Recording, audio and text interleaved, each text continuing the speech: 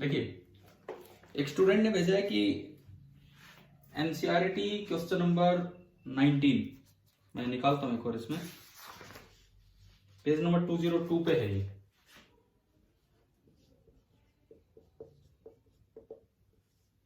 Page number 202 and question number 19 ये है 5.19, ये लिखा हुआ है यहाँ पे।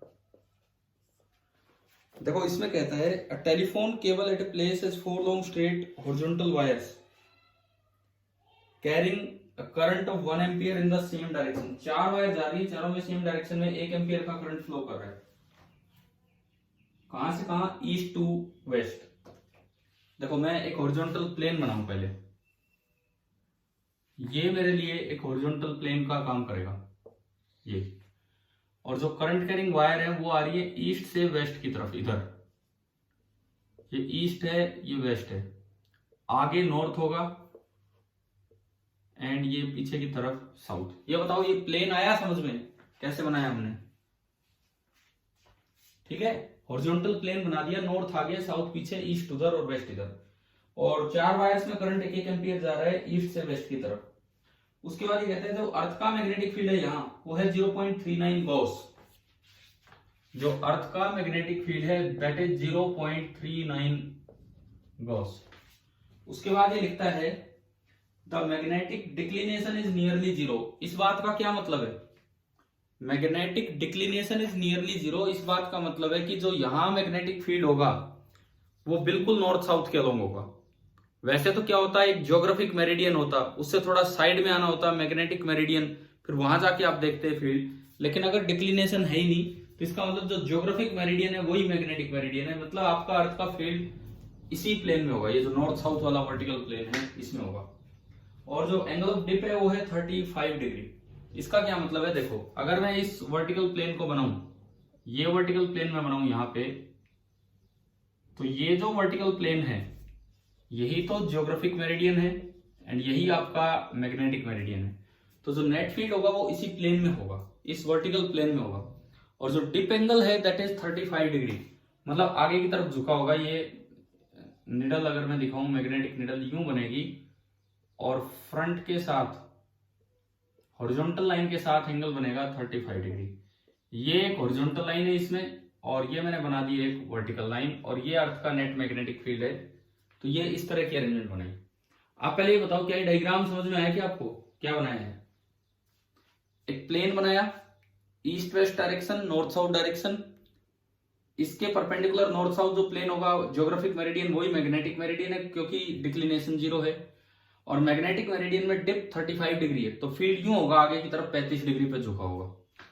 बताओ, ये वाला डायग्राम आया यहां तक समझ में?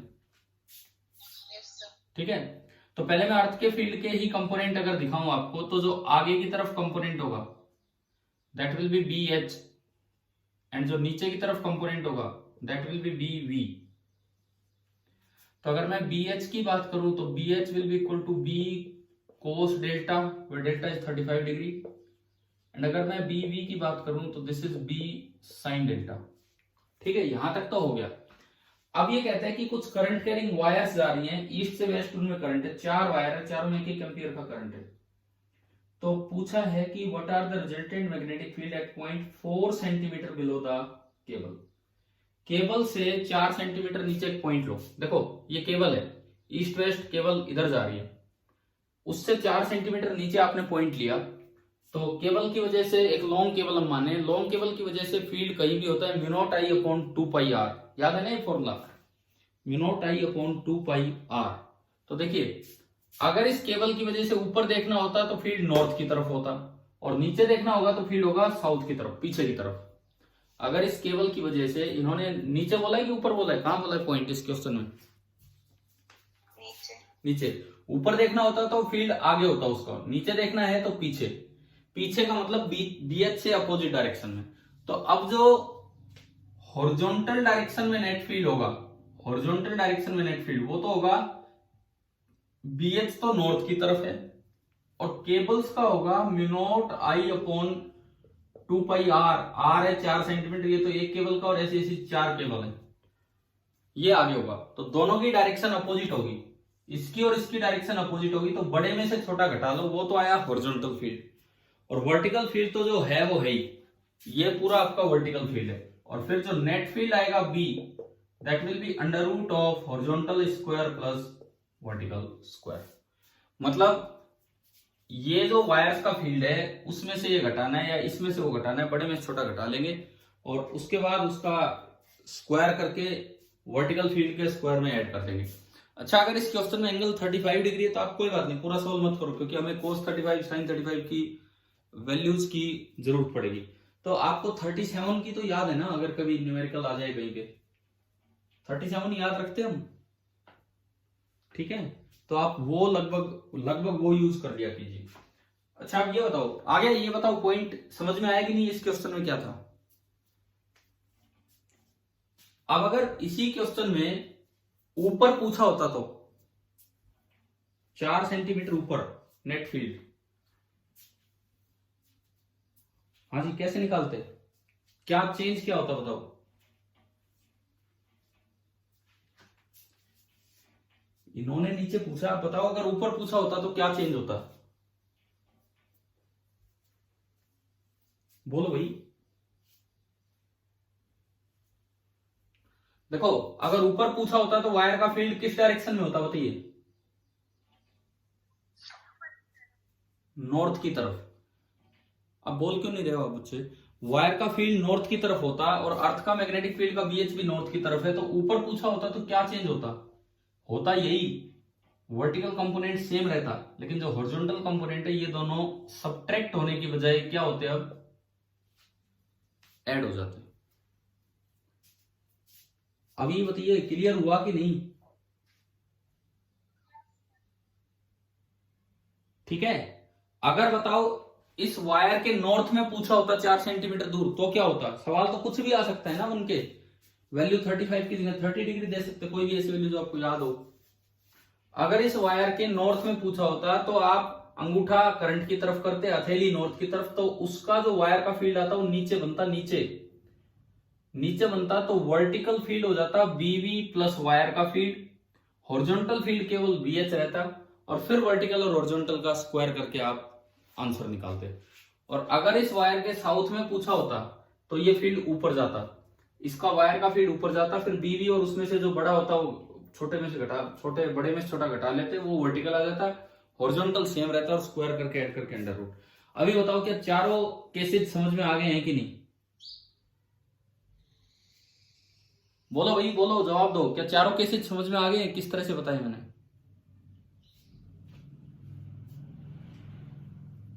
अच्छा, फाल्गुनी क्लास में हो, हाँ जी क्लास में हो क्या,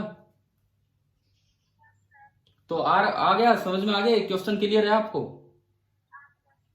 ठीक है। चलिए देखते हैं, हम आगे देखते हैं। एक तो ये बताओ मेरी आवाज ढंग से सुन पा रहे हो कि नहीं आप लोग, तो अब जवाब दे रहे हो यार, मैं पूछ रहा हूँ उस वक्त जवाब क्यों नहीं देते हो क्वेश्चन में। अब मैं नेक्स्ट क्वेश्चन पे चलता हूँ कि आपको इसमें 4 पार्ट समझ में आ गए, एनसीईआरटी ने तो एक ही पूछा था नीचे नीचे का, हमने चारों तरफ का बता दिया आपको, क्लियर है ना, ठीक है। चलिए अब एचसीवी के डाउट्स पे मैं चलता हूँ जो बच्चों ने भेजे हैं उन्हीं चीजों पे। देखिए आप एचसीवी में वो चैप्टर अर्थ मैग्नेट वाला निकाल लीजिए,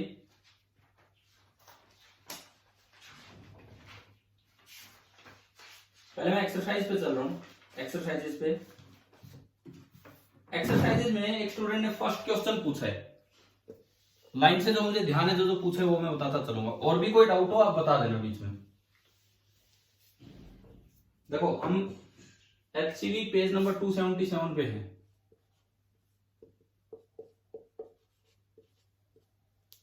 पेज नंबर 277, यहां पे हमें एक्सरसाइज का पहला सवाल, लॉन्ग बार मैग्नेट है और उसकी पोल स्ट्रेंथ आपको दी है QM, बड़ा बार मैग्नेट है और उसकी जो पोल स्ट्रेंथ है QM that is 10 ampere metre, unit तो हमने कल भी जिक्र किया था इनका। Find the magnetic field at a point on the axis of the magnet at a distance of 5 centimetre from the north pole. North pole से 5 सेंटीमीटर दूर आपको फील्ड बताना है कितना होगा। देखो जब ये बोल दिया कि ये लॉन्ग है तो साउथ पोल बहुत दूर होगा। बहुत दूर का मतलब साउथ पोल से आप ये डिस्टेंस ऑलमोस्ट इनफाइनाइट मान सकते हैं। अब नॉर्थ पोल इक्विवेलेंट होता है पॉजिटिव चार्ज का और साउथ पोल इक्विवेलेंट होता है नेगेटिव चार्ज का। तो पॉजिटिव चार्ज की वजह से तो फील्ड होगा रेडियली आउटवर्ड। पॉइंट चार्ज का होता था के क्यू बाई आर स्क्वायर, तो यहाँ पे मैग्नेटिक फील्ड होगा के की जगह म्यू नॉट अपॉन 4 पाई, क्यू की जगह क्यू एम डिवाइडेड बाई जो भी 5 सेंटीमीटर है इसका स्क्वायर, मीटर में आप कन्वर्ट कर लेना। और दूसरा साउथ है, साउथ फील्ड फैलाएगा खुद की तरफ, लेकिन डिस्टेंस ज्यादा होने की वजह से ये फील्ड हो जाएगा 0।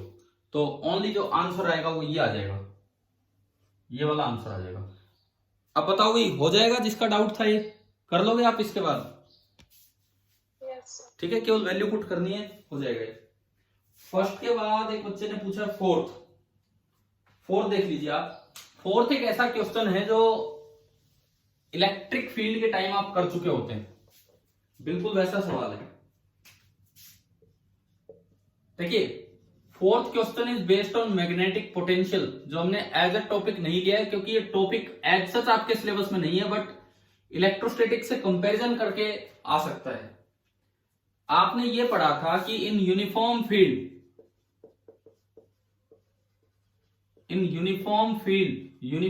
में वेद वाला फॉर्मूला पढ़ रखा है, पढ़ा है ना ये फॉर्मूला, V बराबर E इंटू डी। V है पोटेंशियल डिफरेंस, E है इलेक्ट्रिक फील्ड और D है separation between the 2 points along the direction of electric field. Same formula यहां भी लग जाएगा मैग्नेटिक फील्ड के लिए, V बराबर B इंटू डी। अब इसमें जो इक्विपोटेंशियल सरफेस आपको दिखा रखी है, ऐसा सेम क्वेश्चन मुझे लगता है आपने किया होगा पीछे। तो इक्विपोटेंशियल सरफेसेस कुछ ऐसी दिखा रखी है, 10 से पास हो रही है, पैरेलल प्लेन्स हैं, 10 सेंटीमीटर से पास हुई, फिर अगली 20 सेंटीमीटर से पास हो रही है, पैरेलल प्लेन्स हैं, नेक्स्ट 30 सेंटीमीटर से पास हुई, ये इस तरह से दिखा रखी है। और जो इन पे पोटेंशियल की वैल्यू है, पहले पे 0.1 इंटू 10⁻⁴ टेस्ला मीटर यूनिट कहां से आई? टेस्ला मीटर यूनिट कहां से आई? ये फॉर्मूला लिखा हुआ यहीं से। बी की यूनिट होती है टेस्ला, डिस्टेंस की मीटर, तो मैग्नेटिक पोटेंशियल की ये यूनिट आ गई। उसके बाद अगला पॉइंट यहां दिया हुआ है 0.2 into 10⁻⁴ tesla metre, 0.2 into 10⁻⁴ tesla metre. Next भी ऐसे ही है 0.3 इंटू 10⁻⁴ टेस्ला मीटर। और ये जो एंगल दिखा रखा है ये बोला है 30 डिग्री। तो देखो आप फील्ड के परपेंडिकुलर इक्विपोटेंशियल सरफेस के परपेंडिकुलर डायरेक्शन में होता है फील्ड, ये पता है कि नहीं आपको? फील्ड लाइंस हमेशा इक्विपोटेंशियल सरफेस के परपेंडिकुलर होती हैं, क्लियर है ना ये चीज? और इलेक्ट्रिक फील्ड की डायरेक्शन में इलेक्ट्रिक पोटेंशियल डिक्रीज करता था कि इंक्रीज करता था, बताओ? फील्ड की डायरेक्शन में पोटेंशियल डिक्रीज करता है कि इंक्रीज करता है? डिक्रीज करता है। तो उसी चीज को अगर मैं यहां लगाऊं तो इधर आओगे तो डायरेक्शन यूं बनेगी, तब ये डिक्रीज कर रहा है। तो मुझे बी की डायरेक्शन मिल गई, अब बी का मैग्नीट्यूड, उसके लिए मुझे ये डिस्टेंस चाहिए डी। और पोटेंशियल डिफरेंस है 0.2 इंटू 10⁻⁴ माइनस 0.1 इंटू 10⁻⁴। तो इनका डिफरेंस आया 0.1 into 10⁻⁴ is equal to B into D. ये डी कितना है? ये है 10 सेंटीमीटर, ये 10 सेंटीमीटर, ये 30 डिग्री एंगल, तो ये भी 30 डिग्री एंगल। तो ये वाला तो 10 cos 30 और वो वाला हो गया 10 sin 30। तो डी की जगह आपका आ जाएगा 10 sin 30। sin 30 होता 1/2, यानी कि कितने सेंटीमीटर? 5 सेंटीमीटर। तो ये आपका बी आया, ये तो बना 10⁻⁻5 बी इंटू 5 इंटू 10⁻⁻2। कर लोगे ना यहां से कैलकुलेट? बताओ, इस क्वेश्चन ने हमें यह सिखा दिया कि मैग्नेटिक पोटेंशियल भी बिल्कुल सेम चीज है जैसा कि इलेक्ट्रिक पोटेंशियल है। हम पढ़ते नहीं है थ्योरेटिकली, क्योंकि ये टॉपिक हमारे 12th तक सिलेबस में नहीं आता है। आगे चल के तो 2 तरह के पोटेंशियल आ जाते हैं मैग्नेटिज्म में, लेकिन हमें उन पे नहीं जाना है। बट ये इस तरह के क्वेश्चन तो आप कर ही सकते हो। चलिए फोर्थ हो गया। उसके बाद एक बच्चे ने पूछा है सिक्स्थ क्वेश्चन देख लीजिए। देखो जिन्होंने नहीं की HCV एटलीस्ट अब देख लीजिए कि क्या क्या सवाल है। तो डाउट्स है तो इसका मतलब कुछ अच्छे ही सवाल होंगे, देख लीजिए। क्वेश्चन नंबर 6 देखें। Show that the magnetic field at a point due to a magnetic dipole is perpendicular to the magnetic axis if the line joining the point with the centre of the dipole make an angle of tan inverse √2 with the. यार ये question electric dipole में करवा रखा है। ये dipole moment है P, यहां PM। ये कहता है कि ये एंगल निकालो, ये एंगल निकालो ताकि यहां जो फील्ड हो वो इस एक्सिस के बिल्कुल परपेंडिकुलर हो। तो क्या ये हमने पढ़ा हुआ नहीं है tan थीटा बराबर √2? बताओ एक बार, क्या ये करवाया हुआ है कि नहीं इलेक्ट्रिक फील्ड के टाइम? बिल्कुल सेम सॉल्यूशन, P की जगह PM, E की जगह B, और कोई चेंज ही नहीं है। तो जिस भी बच्चे ने पूछा वो एक बार इलेक्ट्रिक फील्ड वाली कॉपी से देख ले, बिल्कुल सेम ये क्वेश्चन है, उसी तरह से हो जाएगा। ठीक है भाई, चलूंगा आगे। जिन्होंने भी पूछा था कर लोगे ना ये? ठीक है। 6 के बाद कौन सा था सवाल? 6 के बाद एक बच्चे ने 14th पूछा था। 14th पे मैं आता हूं। क्वेश्चन नंबर 6 के बाद आपका है 14th क्वेश्चन। देखिए, a magnetic needle is free to rotate in a vertical plane which makes an angle of 60 degree with the magnetic meridian। भाई क्या ये चीज मैंने आपको करवाई थी क्लास में कि अगर ये मैग्नेटिक मेरिडियन के साथ कोई वर्टिकल प्लेन है, ये है मैग्नेटिक मेरिडियन, ये कोई भी वर्टिकल प्लेन है, और इनके बीच का एंगल पता नहीं हमने क्या बोला था, मुझे ध्यान नहीं है, अल्फा बोल दिया शायद। तो इसमें डिप थोड़ा ज्यादा दिखेगा, इसमें डिप डेल्टा डैश होगा, अपेरेंट डिप, और मैग्नेटिक मेरिडियन में जो दिखता है ट्रू डिप। क्या ये रिलेशन करवाया था क्या मैंने? Cot delta dash is equal to cot delta into cos alpha. बताइए, बोलो एक बार, क्या ये रिलेशन हुआ है कि नहीं हुआ है? क्योंकि उन वीडियोस में तो था और शायद मैंने फिर रिवीजन क्लास में करवा भी दिया होगा। तो यही है ये क्वेश्चन। देखो क्वेश्चन नंबर 14, ये कहता है कि एक मैग्नेटिक नीडल है which is free to rotate in a vertical plane, एक वर्टिकल प्लेन, कोई भी vertical plane, which makes an angle of 60 degree with the magnetic meridian, और उस वर्टिकल प्लेन ने मैग्नेटिक मेरिडियन के साथ 60 डिग्री एंगल बनाया है। तो अल्फा आपका हो गया 60 degree. If the needle stays in a direction making an angle of tan inverse 2/√3 with the horizontal, इस प्लेन में जो निडल है हॉरिजॉन्टल के साथ इतना एंगल बना के आती है, tan inverse 2/√3। तो आपसे पूछा है कि डिप कितना होगा, केवल ये फॉर्मूला यूज करना है। पहली बात, यहां से tan डेल्टा डैश आ गया, tan डेल्टा डैश आ गया 2/√3। तो यहां से मेरे पास कोट डेल्टा डैश आया, कोट डेल्टा डैश इज √3/2।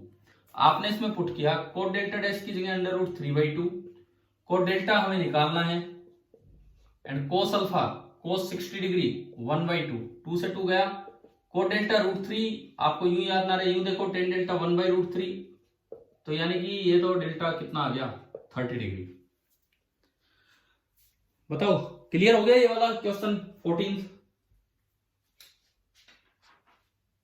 एक बच्चे ने डाउट पूछा 15, वो भी देख लीजिए। टेंजेंट गैल्वेनोमीटर नहीं है हमारे सिलेबस में, वो पढ़ने की जरूरत नहीं है, ना वो करने की जरूरत है। क्वेश्चन नंबर 15 और देखो,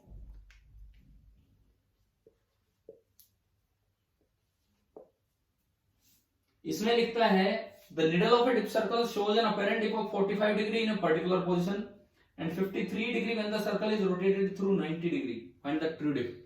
अरे ये इसी से एक और फॉर्मूला बनाया था हमने, इसी चीज से, cot square delta that is equal to cot square delta 1 plus cot square delta 2। बताओ ये फॉर्मूला आया था आपकी क्लास में कहीं? हाँ भाई बोलो, हो चुका है? आया था। हाँ, तो ये कब था ये फॉर्मूला? कि जब आपको मैग्नेटिक मेरिडियन की लोकेशन नहीं पता, किसी एक पोजीशन पे आपने डेल्टा 1 निकाला अपेरेंट डिप, फिर 90 डिग्री घुमा के डेल्टा 2 निकाल लिया, तो ट्रू डिप ऐसे आएगा। ये कहता है किसी एक पर्टिकुलर पोजीशन पे डिप आया 45 डिग्री, तो पहली अपेरेंट डिप है 45 डिग्री।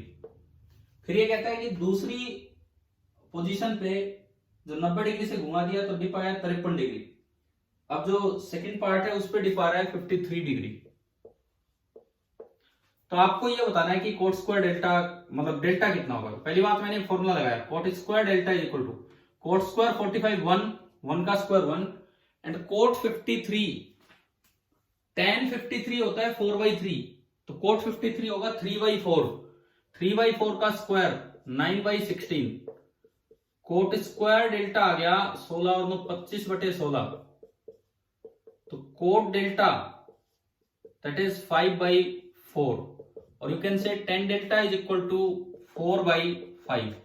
अब यहां पे आप आंसर ऐसे देंगे, इसने बुक में हो सकता है आंसर डिग्री में दे दिया हो, हमें नहीं पता वो कितना डिग्री है, तो हम इसको ऐसे लिख के आ सकते हैं tan इनवर्स ऑफ 4/5। अच्छा, अगर ऑब्जेक्टिव क्वेश्चन आए और डिग्रीज में ही ऑप्शन हो, ये तो ठीक है, सब्जेक्टिव में तो हो गया, ऑब्जेक्टिव आए और डिग्रीज में ही ऑप्शन हो तो फिर कैसे थोड़ा चलना चाहिए आगे। देखिए हमें इसका नियरेस्ट आंसर पॉसिबल देखना चाहिए। tan 37 डिग्री कितना होता है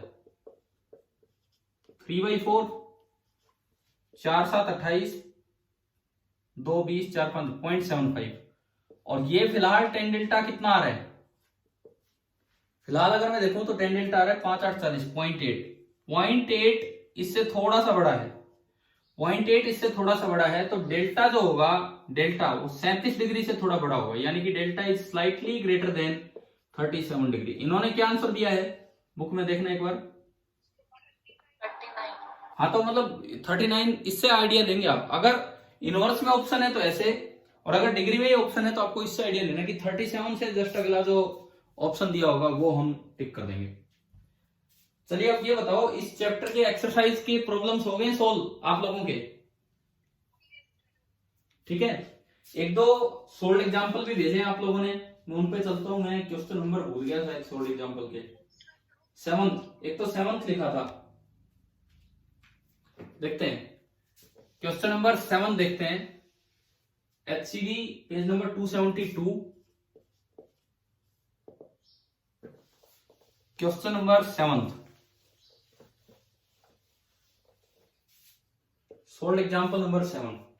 A bar magnet of length 8 cm and having a pole strength of 1 ampere meter is placed vertically on a horizontal table. Vertically रखा हुआ है टेबल के ऊपर, ठीक है।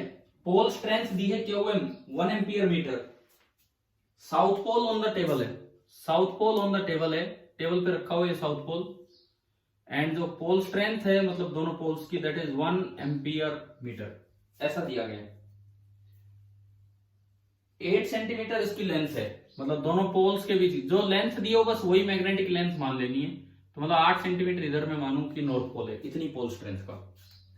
अब ये कहता है कि न्यूट्रल पॉइंट, न्यूट्रल पॉइंट का मतलब होता है जहां पे हॉरिजॉन्टल प्लेन में, न्यूट्रल पॉइंट का मतलब है कि वहां पे जितना हॉरिजॉन्टल फील्ड मैग्नेट का था उतना ही हॉरिजॉन्टल फील्ड अर्थ का है अपोजिट डायरेक्शन में, और हॉरिजॉन्टली वो कैंसिल आउट हो गए। ये टेबल की बात कर रहे हैं, टेबल पे जो न्यूट्रल पॉइंट मिलता है टेबल के ऊपर 6 सेंटीमीटर दूर मिला नॉर्थ ऑफ द मैग्नेट।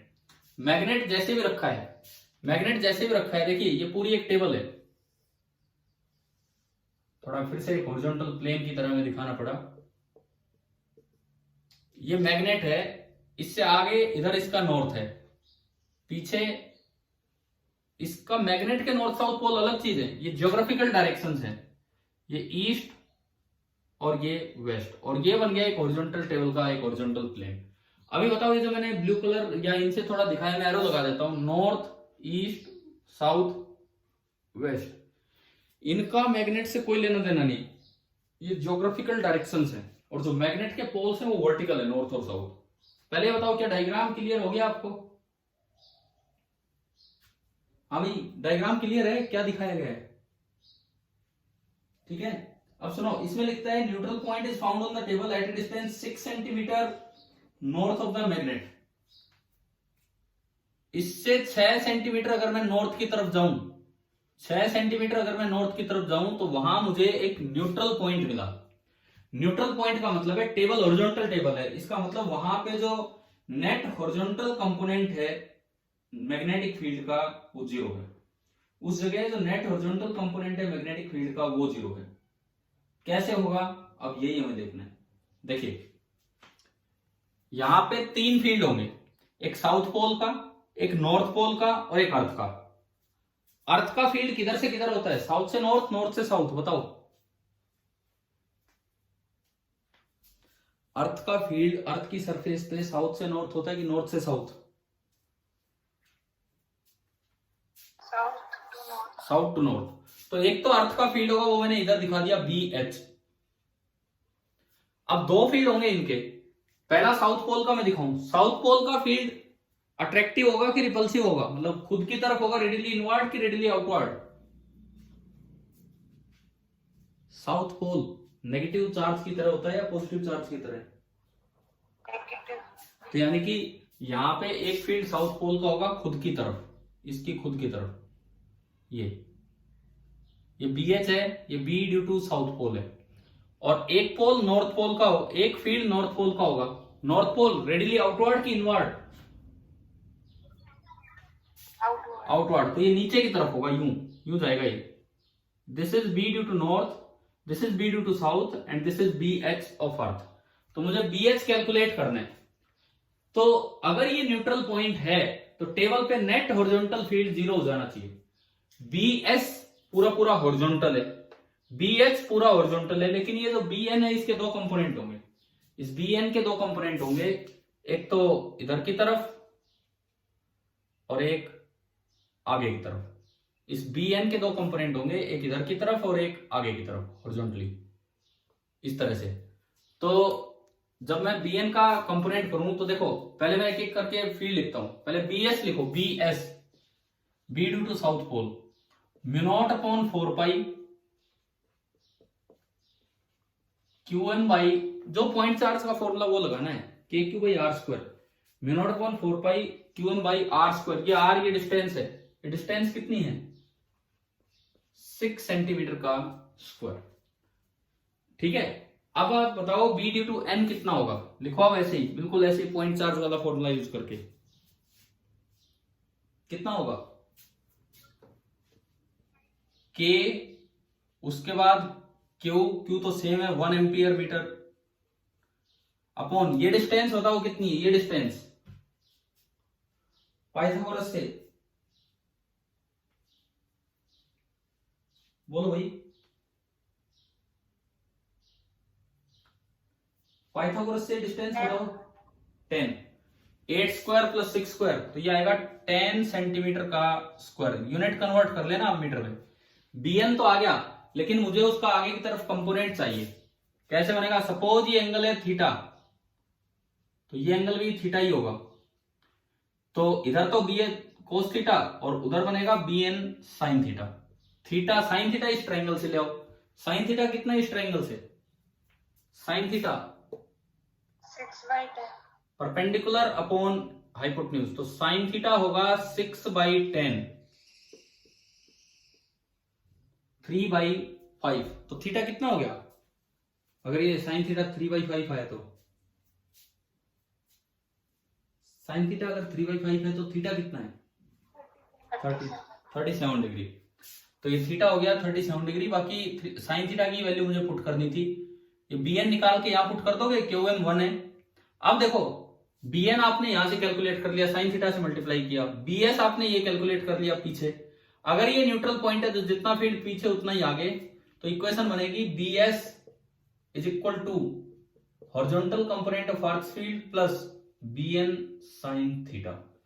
आप बताइए कि यहां से BH निकाल लेंगे कि नहीं? हाँ भाई, हो जाएगा अब ये सवाल, ये वाला। मतलब इस HCV की इस एक्सरसाइज ने हमें एक चीज सिखाई कि जो चीजें आप इलेक्ट्रोस्टैटिक्स में करते थे पॉइंट चार्ज के लिए, पोटेंशियल में या और कहीं भी, वो सारी की सारी चीजें बार मैग्नेट के लिए भी वैलिड है, पोल्स के लिए भी वैलिड है। ठीक है, एक सवाल और जो मुझे ध्यान है, एक बच्चे ने भेजा था, सोल्ड एग्जाम्पल नंबर 3, उस पर चलते हैं हम। Page number 271, sold example number 3। देखो आपने कर लिए थे, बहुत अच्छी बात है। अगर नहीं भी किए थे तो अभी कर लो मेरे साथ साथ, जब मैं करवा रहा हूं कि क्या है ये सवाल इस तरह से।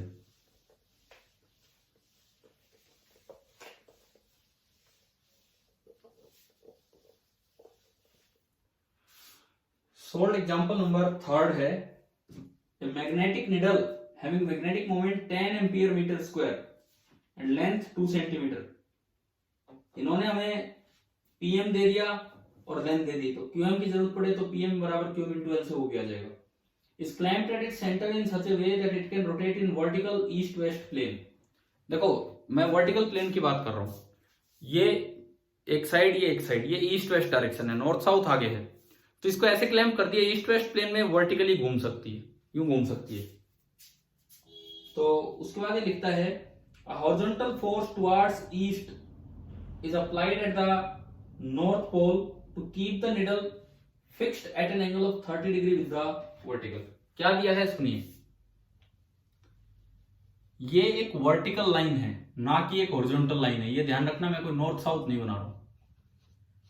This is a vertical line and this is a horizontal line, ये ईस्ट है और ये वेस्ट है. हमें दिया गया है कि ये कोई north south east west plane नहीं बनाया मैंने, ये हॉरिजॉन्टल लाइन है और ये एक वर्टिकल लाइन है, इस तरह बनाया है. एक निडल है जिसका मैग्नेटिक मोमेंट आपको दिया गया है, लेंथ भी दी गई है, तो अगर क्यूएम की जरूरत पड़े तो वो भी आ सकता है. उसको 30 डिग्री पे रोकने के लिए आपको एक पोल पे हॉरिजॉन्टल फोर्स ईस्ट की तरफ लगाना पड़ा. देखिए निडल की सिचुएशन ऐसी है, ये मैग्नेट की तरह काम कर रहा है, एक निडल मतलब मैग्नेट ही है. इसके इस पोल पे आपने इधर की ईस्ट की तरफ एक फोर्स लगा रखा है F, जिससे कि ये निडल 30 डिग्री के एंगल पे रुकी हुई है. आप बताओ क्या डायग्राम यहां तक समझ में आया कि नहीं आया, क्या है? हाँ जी, डायग्राम क्लियर है. एक वर्टिकल लाइन है और उसको उस तरफ झुका रखा है, इसको निडल को, मैग्नेट को. अब ये निडल मतलब मैग्नेट ही होता है और कुछ नहीं. Find the magnitude of the applied force, कि आपको कितना फोर्स लगाना पड़ा होगा इसको यहां रोकने के लिए, अगर अर्थ का जो मैग्नेटिक फील्ड का वर्टिकल कंपोनेंट है यहाँ पे वो है 40 माइक्रो टेस्ला. इस लोकेशन पे BV वो आपको दिया है 40 माइक्रो टेस्ला. अच्छा, PM इसका जो मैग्नेटिक मोमेंट है that is 10 ampere metre square. इसकी जो लेंथ है वो दी गई है 2 सेंटीमीटर. बस इतनी इंफॉर्मेशन है और इसको यहां क्लैंप कर रखा है, मतलब आपने इस फोर्स को लगा के इसको रोटेट होने से रोक दिया, क्योंकि नहीं तो निडल अपने आप फील्ड की डायरेक्शन में चली जाती. देखो हॉरिजॉन्टली तो ये घूम ही नहीं सकता, हॉरिजॉन्टली तो ये घूम ही नहीं सकता, ये केवल वर्टिकली घूम सकता है. तो वर्टिकली अपने आप निडल ऐसे जानी थी, सपोज ये नॉर्थ पोल है, ये साउथ पोल है. अर्थ का जो वर्टिकल कंपोनेंट होता है, अर्थ का जो वर्टिकल कंपोनेंट होता है, हम इंडिया की बात करें, वो डिप करता है नीचे, ये BV है, तो वो चाहेगा कि ये निडल इधर की तरफ आए, वो इधर लाना चाह रहा है, लेकिन आपने बीच में इसको पकड़ लिया तो आप जाने नहीं दे रहे हैं, नहीं तो अपने आप वो स्टेबल इक्विलिब्रियम में इधर चला जाता. अभी बताओ क्या क्वेश्चन के डायग्राम अब समझ में आ गया है कि नहीं, क्या मतलब है इस चीज का? अगर मैं ये फोर्स ना लगाऊं तो ये स्टेबल इक्विलिब्रियम में चला जाएगा, नॉर्थ पोल इधर चला जाएगा ताकि PM BV की डायरेक्शन में, लेकिन आपने फोर्स लगा के इसको यहां पे रोक दिया है. यानी कि इस वक्त जितना टॉर्क ये लगा रहा होता, उतना ही टॉर्क आपका फोर्स लगा रहा है, ताकि टॉर्क आपने बैलेंस कर दिए. एक बार कुछ जवाब दो, क्या क्वेश्चन समझ में आया है कि नहीं आया यहां तक? आ गया सर. ठीक है, तो अब हमें क्या करना है, टॉर्क बैलेंस करना होगा, और कुछ नहीं करना, केवल और केवल टॉर्क बैलेंस करना है. सबसे पहले तो बताओ कि मैग्नेटिक फील्ड का टॉर्क कितना होगा? मैग्नेटिक फील्ड के टॉर्क का क्या फॉर्मूला है? PM cross B. हाँ, मैग्नेटिक फील्ड के फॉर्मूले है PM क्रॉस B. अगर आप इसका BV का टॉर्क देखें तो ये PM इस डायरेक्शन में है, PM इस डायरेक्शन में है, वो एंगल 30 डिग्री, तो ये भी कितना 30 डिग्री. तो जो टॉर्क ऑफ मैग्नेटिक फील्ड बनेगा that is equal to PM into BV into sine of 30 degree.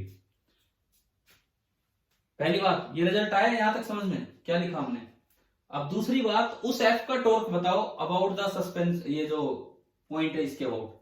अगर आप उस F का टॉर्क देखते हैं तो आपको ये लाइन ऑफ एक्शन बनाई आपने, यहां से एक परपेंडिकुलर डाला, तो इस एफ का जो टॉर्क होगा वो होगा एफ इंटू आर परपेंडिकुलर। बताओ टॉर्क लिखना आता है ना सिंगल फोर्स का, एफ इंटू आर परपेंडिकुलर।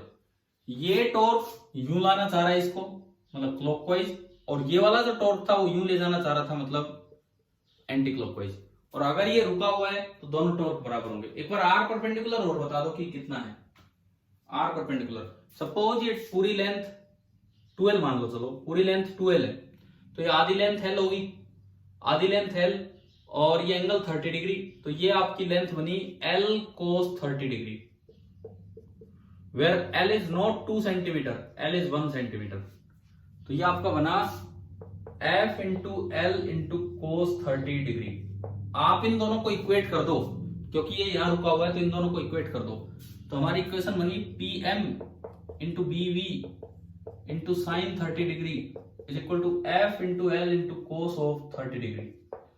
और यहां से जो एफ निकल के आया P M into B V upon L और साइन अपॉन कोस हो गया टेंजेंट ऑफ 30 डिग्री।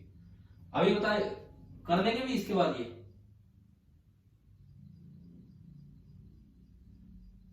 हाँ जी बोलो, हो जाएगा कि नहीं आगे? Yes, sir. ठीक है। अब एक बार ये बताओ, ऑब्जेक्टिव में से किसी ने कोई डाउट नहीं पूछा क्या? वहां भी कोई प्रॉब्लम है क्या ऑब्जेक्टिव फर्स्ट सेकंड में जो क्वेश्चंस दिए थे? No, sir. हो गए ना सारे, कर तो लिए होंगे आपने एटलीस्ट, ठीक है। फाइनली लास्ट 15 मिनट्स हैं, मैं आगे बढ़ूं उससे पहले मैं अब यही पूछना चाह रहा हूं, क्या और कोई डाउट है एचसीवी या एनसीईआरटी में से, बार मैग्नेट या अर्थ मैग्नेटिक फील्ड, इनमें? थोड़ा जोर से बोलो, आवाज नहीं आ रही। ऑब्जेक्टिव फर्स्ट की बोल रहे हैं? क्वेश्चन नंबर दोबारा बोलो, आवाज ही नहीं आ रही आपकी। थर्ड, ठीक है। Objective first question number third, मैंने बुक बंद कर दी थी, मैं दोबारा खोलता हूं। ऑब्जेक्टिव फर्स्ट का question number third, when a current in a circular loop is equivalently replaced by a magnetic dipole। हाँ भाई, इसी सवाल की बात कर रहे हो ना आप, मैं जो पढ़ रहा हूं, ठीक है। when a current in a circular loop is equivalently replaced by a magnetic dipole, the pole strength is fixed, the distance d is fixed, the product md is fixed। देखो, जब आप एक करंट कैरिंग लूप को magnetic dipole से replace करते हो तो ना तो मैं पोल स्ट्रेंथ बता पाता हूं ना मैग्नेटिक लेंथ बता पाता हूं। अगर मान लो एक करंट कैरिंग लूप है जिसमें सपोज कीजिए करंट जा रहा है आई और एरिया है ए, अगर ये लूप ऐसे है तो हम इसका इक्विवेलेंट मैग्नेट ऐसे बनाते हैं, इस तरह से करंट जा रहा है तो ये नॉर्थ पोल की तरह काम करेगा और ये साउथ पोल की तरह।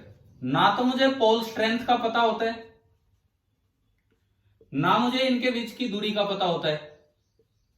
हाँ, बस मैं एक चीज जानता हूं कि जो पीएम होगा magnetic moment that is equal to current into area. मैं बस इतना लिखना जानता हूं कि जो पीएम होगा दैट इज आई इंटू ए। अब पीएम की वैल्यू होती है क्यूएम इंटू एलएम, यानी कि ये चीज फिक्स है, ये प्रोडक्ट फिक्स है, ना तो क्यूएम फिक्स है और ना ही एलएम फिक्स है, लेकिन प्रोडक्ट की वैल्यू मैं जानता हूं। इन्होंने क्यूएम को सिंबल एम दे दिया, इन्होंने इसको तो एम बोल रखा है और इसको डी बोला हुआ है, तो एम इंटू डी ये है। बस हो गया भाई, क्लियर हो गया आपको? ठीक है। और कोई अगर इसमें डाउट हो तो पूछ लीजिए अभी। ये आवाज क्यों नहीं आ पा रही आपकी, इतनी कम आवाज क्यों आ रही है? औरों की तो बच्चों की ठीक ठाक आवाज सुन रही थी। एनसीईआरटी सुना मुझे, आगे बोलो।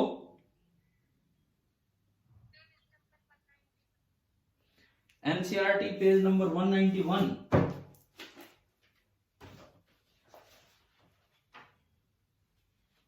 NCERT page number 191। हाँ जी बोलिए, क्या कह रहे हो, कौन सा? नहीं, आप सोल्ड एग्जाम्पल की बात कर रहे हैं क्या? ये 10th सोल्ड एग्जाम्पल, इसको अभी रहने दो इस क्लास में, क्योंकि ये मैग्नेटिक प्रॉपर्टीज पे बेस्ड है। ये उन टर्म्स पे बेस्ड है। मैं अभी ये जो क्लास ले रहा हूं ये मैं आपके उन डाउट्स पे ले रहा हूं जो अर्थ मैग्नेटिज्म एंड बार मैग्नेट है, ताकि आप टेस्ट से पहले ये चीजें कर सके। मैग्नेटिक मटेरियल वाला ये आज ही में शाम को अगर टाइम मिला तो एक क्लास लगा देंगे, या दोपहर में जब भी, या आपके पास भी टाइम होना चाहिए उसके लिए। और नेक्स्ट क्लास के साथ ये डिस्कशन लेंगे, ये वाला अभी नहीं, इससे पहले पहले का बताओ आप।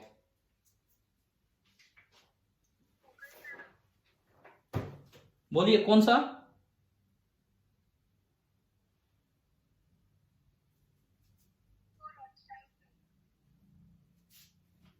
अरे सुन ही नहीं रहा यार, आवाज ही नहीं आ रही आपकी, जोर से बोलो, क्या कह रहे हो?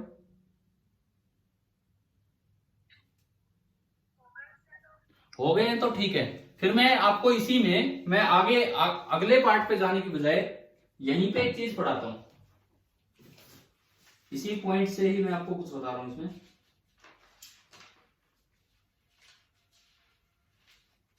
देखो, एक कई बार एक वर्ड आ जाता है magnetometer. Magnetometer is a simple device which uses Earth's magnetic field, Earth's horizontal component, Earth's magnetic field का horizontal component किस लिए? To find either the value of BH or the value of magnetic moment।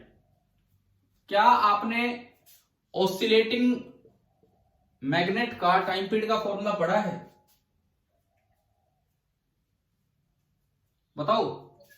T is equal to 2 pi into under root of I upon P M into B, और वहां B की जगह आ जाता है B H, वो horizontal के according vibrate करते हैं।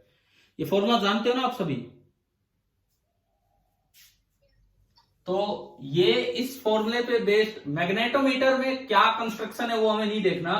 मैग्नेटोमीटर का जो वर्किंग प्रिंसिपल है वो ये फॉर्मूला है, time period is equal to 2 pi under root I upon P M into B H, ये है। अब देखो इसका क्या यूज है, कहां कैसे यूज होता है। आप एक बार एचसीवी पेज नंबर 269 निकालें, एचसीवी पेज नंबर 269, और यहां पे चैप्टर के अंदर एक सोल्ड एग्जांपल है, एग्जांपल 36.9। ये लिखता है compass needle oscillates 20 times per minute, एक मिनट में 20 बार ऑसिलेट कर रही है। अगर 20 ऑसिलेशंस एक मिनट में हो रहे हैं तो एक ऑसिलेशन कितनी देर में होगा? 1/20 मिनट, यानी कि ये टाइम पीरियड हो गया। एक ऑसिलेशन के होने का जो टाइम है वही टाइम पीरियड होता है। तो अगर ये ऐसे लिखता है कि 20 ऑसिलेशंस पर मिनट, मतलब टाइम पीरियड 1/20 मिनट है। At a place where dip is 45 degree, एक ऐसी जगह जहां डिप एंगल 45 डिग्री है, वहां तो ये इतना टाइम पीरियड है। And 30 times per minute where the dip is 30 degree. फिर ये दूसरी जगह चला गया, एक और दूसरी जगह, वहां पे 30 ऑसिलेशंस हो रहे हैं एक मिनट में, यानी कि वहां टाइम पीरियड क्या होगा, एक ऑसिलेशन का टाइम 1/30 मिनट। ये T1 हो गया और ये T2 हो गया, दो अलग अलग जगह पे ये है। अच्छा, दोनों जगह आपको डिप एंगल दे रखा है और ये कहता है कि total magnetic field of earth compare करो। देखो मैं वैल्यूज पे नहीं जा रहा हूं, मान लो पहले लोकेशन पे बी ऑफ अर्थ है B1 और दूसरे लोकेशन पे बी ऑफ अर्थ है B2। पहले लोकेशन पे डिप एंगल है Δ1 एंड दूसरे लोकेशन पे डिप एंगल है Δ2। तो पहले लोकेशन पे जो BH होगा वो होगा B1 cos Δ1 एंड दूसरे लोकेशन पे जो BH होगा that will B B2 cos Δ2। पहले लोकेशन का टाइम पीरियड है 1/20 मिनट एंड दूसरे लोकेशन का टाइम पीरियड है 1/30 मिनट। अब आपको B1 B2 कंपेयर करने हैं तो ये फॉर्मूला लगाओ। ये फॉर्मूला आप सिंपली लगाइए। अगर मैं दो जगह लगाऊं तो पहली इक्वेशन T1 बराबर ये बनेगी, आई तो सेम है, एक ही मैग्नेटिक मोमेंट है। दूसरी इक्वेशन T2 बराबर 2 पाई अंडर रूट ऑफ आई तो magnetic moment, sorry moment of inertia वही रहेगा, पीएम एक ही मैग्नेट है तो पीएम की भी वैल्यू वही रहेगी, इनटू BH2। आपने दोनों को डिवाइड किया तो T1/T2 आया, अंडर रूट तो रहेगा, अंडर रूट से अंडर रूट मत काट देना, पावर नहीं कटती ऐसे, और BH2 ऊपर गया डिवाइडेड बाई BH1। BH2 की जगह में लिख सकता हूं B2 cos डेल्टा, मैंने स्क्वायर किया T1 square upon T2 square, BH2 की जगह B2 cos Δ2 divided by b1 cos delta 1। और अगर मुझे यहां से b1 बाई b2 चाहिए तो ये सिंपली आपका आया t2 square upon t1 square into cos delta 2 upon कोस डेल्टा 1। और ये सारी वैल्यूज क्वेश्चन में गिवन है। अभी बताओ क्या ये मैग्नेटोमीटर टाइप क्वेश्चन हो पाएंगे आपसे अगर इस तरह से कुछ आता है तो?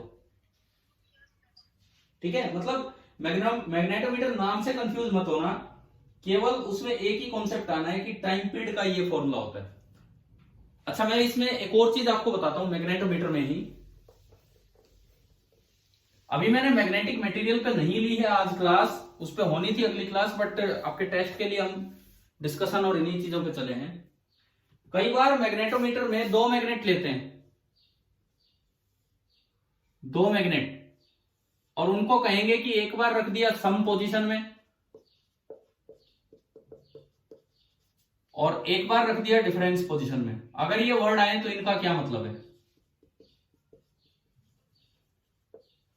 सम पोजीशन का मतलब है कि दोनों के मैग्नेटिक मोमेंट सेम डायरेक्शन में, और डिफरेंस पोजीशन का मतलब है कि दोनों के मैग्नेटिक मोमेंट अपोजिट। सम पोजीशन का मतलब है दोनों के नॉर्थ एक साइड साउथ एक साइड, और डिफरेंस पोजीशन का मतलब है नॉर्थ साउथ अपोजिट। अब देखो, पहले मैग्नेट का मोमेंट ऑफ इनर्शिया I1, दूसरे का I2। पहले का मैग्नेटिक मोमेंट PM1 PM2, यहां भी I1 I2 PM1 PM2। तो अब देखो यहां time period in some position, formula क्या बनेगा? 2 पाई अंडर रूट, क्या फॉर्मूला था जो अभी हम पढ़ रहे थे वही मैं लगाऊंगा आपसे, 2 pi into under root of I upon PM। तो I तो सम होना है, मोमेंट ऑफ इनर्शिया एक ज्योमेट्रिकल क्वांटिटी हो तो टोटल हो जाएगा।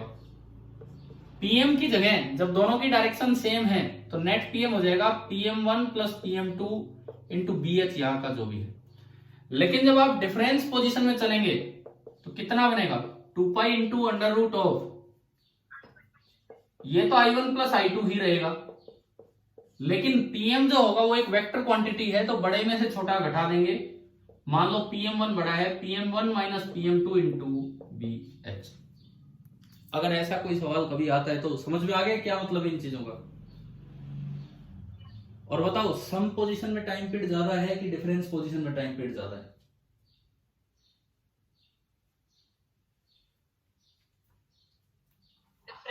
डिफरेंस में, क्योंकि वहां डिनोमिनेटर छोटा है। सम पीरियड में डिनोमिनेटर यहाँ पे बड़ा है, तो यहां पे टाइम पीरियड कम होगा, एंड डिफरेंस में टाइम पीरियड ज्यादा होगा। क्या ये क्लियर हो गया यहां तक? ठीक है। अच्छा, उसके बाद सुनो, ये एक और थोड़ा पीछे आओ, पेज नंबर 265, इसी बुक में page number 265, tangent law of perpendicular field, मिला के एक topic, tangent law of perpendicular field. ठीक है, ये क्या कहता है कि अगर किसी हॉरिजॉन्टल प्लेन में BH के अलावा BH के साथ कोई और फील्ड आ जाए तो पहले आप रिजल्टेंट निकाल लो। मान लीजिए एक हॉरिजॉन्टल प्लेन में, मतलब कुछ लॉ की तरह याद रखने की जरूरत नहीं है इसे, हम सीधे क्वेश्चंस करते हैं कि हॉरिजॉन्टल प्लेन में नॉर्थ की तरफ फील्ड है BH, इसके परपेंडिकुलर डायरेक्शन में आपने एक और फील्ड लगा दिया B, तो अब जो रिजल्टेंट फील्ड बनेगा वो इधर हो जाएगा, और ना तो नॉर्थ की तरफ है ना ईस्ट की तरफ है, रिजल्टेंट फील्ड कहीं साइड में हो गया, ये वेस्ट है ये साउथ है। अब देखो, रिजल्टेंट फील्ड हॉरिजॉन्टल डायरेक्शन में कहीं थोड़ा साइड में चला गया है। अब अगर मैं किसी बार मैग्नेट को यहाँ पे सस्पेंड करूं या मैग्नेटोमीटर लूं, तो उसकी जो स्टेबल इक्विलिब्रियम पोजीशन है वो नेट फील्ड के अलोंग होगी, उसकी जो स्टेबल इक्विलिब्रियम पोजीशन है वो नेट फील्ड के अलोंग होगी। अगर मैं यहाँ इस एंगल को थीटा बोलूं और मैं एक मैग्नेट को फ्रीली सस्पेंड करूं तो इस डायरेक्शन में जाके रुकेगा, इस डायरेक्शन में, और ये नेट B की डायरेक्शन है। तो अगर इसकी डायरेक्शन BH के साथ पूछी जाए तो टेन थीटा बराबर ये B, तो ये भी B और ये BH, तो टेन थीटा बराबर आ गया B upon BH। This law is simply, law का नाम देना है तो ये बन गया tangent law of perpendicular field. बाकी कोई जरूरत नहीं है इसे लॉ की तरह याद करने की। क्या आपको समझ में आ गया क्या है कि हॉरिजॉन्टल डायरेक्शन में जिधर नेट फील्ड होगा, कोई भी निडल आपने सस्पेंड की है वो उसी डायरेक्शन में जाके रुकेगी स्टेबल इक्विलिब्रियम में। क्लियर हो गया है? ठीक है। अगर इससे एक और चीज पता लगती है, लॉ की तरह क्यों बताया गया कभी, आपको इस जगह का बी पता है, BH सॉरी, आपको इस जगह का BH पता है और आपने परपेंडिकुलर डायरेक्शन में आप बी लगाया और आपको देखना चाह रहे हैं कि बी कितना है, तो आप पहले निडल कितना साइड में गई वो देखो, जो मैग्नेटिक निडल है वो कितना साइड में गई वो देखो, थीटा एंगल मेजर करो और फिर बी का डायरेक्ट फॉर्मूला है BH इंटू टेन थीटा। इसे ऐसे क्यों रटना है फॉर्मूले की तरह, ये यहां से आ तो रहा है, इस लॉ को ही बोल देते हैं क्या, tangent law of perpendicular fields. क्या ये समझ में आ गया? ठीक है, टेंजेंट गैल्वेनोमीटर हमारे सिलेबस में नहीं है, वो हमें नहीं पढ़ना है। मूविंग कॉइल गैल्वेनोमीटर हमारे सिलेबस में था तो वो मैंने आपको पढ़ा दिया। तो अभी बताओ भाई, ये वाला चैप्टर HCV से भी और NCERT से भी क्या क्लियर हो गया है कि नहीं? अब क्या बोल रहे हो, आवाज ही नहीं आ रही है आज, थोड़ा जोर से बोलो, क्या कह रहे हो? ठीक है, अब सुनिए, मैग्नेटिक प्रॉपर्टीज ऑफ मैटर जो हमारा चल रहा था, जिसपे मैंने एक क्लास कर ली थी टर्मिनोलॉजी वाली, उसके बाद मुझे उसमें पढ़ाना है डाया पैरा फेरो और उन्हीं की एक दो प्रॉपर्टीज जिसमें हिस्ट्रीसीज और ये सब आएगा। ठीक है, आज टाइम मिला तो आज, नहीं तो कल। ठीक है, लेकिन अभी आप तैयार रहे, आपका टेस्ट है 11:30 बजे, 11:30 से और 12:15 तक 45 मिनट का टेस्ट है, जो इसी चैप्टर पे है, अरिथमेटिक एंड बार मैग्नेट पे। ठीक है भाई, चलिए ओके बाय, मैं खत्म करता हूँ आज की क्लास।